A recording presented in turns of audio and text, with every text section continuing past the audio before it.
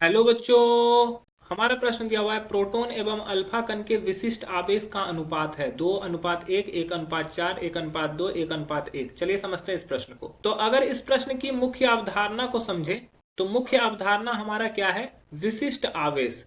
ठीक है, क्या होता है? विशिष्ट आवेश को हम लोग को समझना है। विशिष्ट आवेश किसको बोलते हैं? विशिष्ट आवेश बोलते हैं आवेश तथा द्रव्यमान के आयतन को। विशिष्ट आवेश का फॉर्मूला क्या होता है? आवेश बटा द्रव्यमान।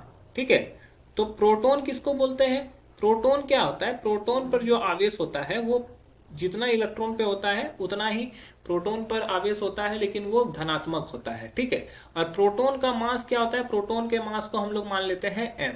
ठीक है, अब अल्फा कण क्या होता है? अल्फा कण जब आता है तो ये इसमें दो प्रोटॉन, अल्फा कण का मतलब है कि एक हीलियम आयन का टूटना या जुड़ना। अल्फा कण अगर टूट रहा है तो एक अल्फा कण, तो एक अल्फा कण मतलब की होगी एक हीलियम कण। हीलियम कण का मतलब हो गया कि इसका परमाणु क्रमांक 2 और परमाणु भार 4 का डिफरेंस आएगा।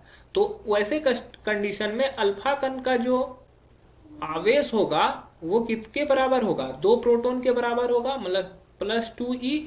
और अल्फा कण का जो द्रव्यमान होगा वो किसके बराबर होगा?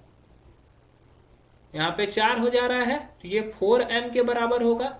तो चलिए विशिष्ट आवेश के थ्रू प्रोटॉन प्रोटॉन का विशिष्ट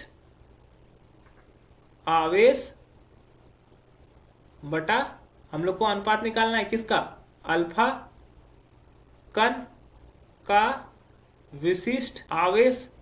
ठीक है, तो ये हो जाएगा प्रोटॉन का विशिष्ट आवेश, आवेश बटा द्रव्यमान। आवेश कितना हो गया? +e/m।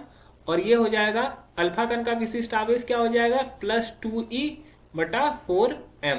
तो अगर इसको सॉल्व करेंगे तो +e/m गुने हो जाएगा 4m/2e।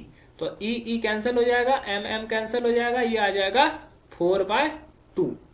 मतलब कि इसको अगर निकालेंगे तो ये 2:1 हो जाएगा। तो हमारा प्रोटॉन और अल्फा कण का विशिष्ट अनुपात कितना हो गया? 2:1, जो कि ऑप्शन 1 में दिया हुआ है। यही हमारा सही उत्तर हो जाएगा, अन्य उत्तर गलत हो जाएंगे। आशा है कि यह प्रश्न आपको समझ में आया होगा। धन्यवाद।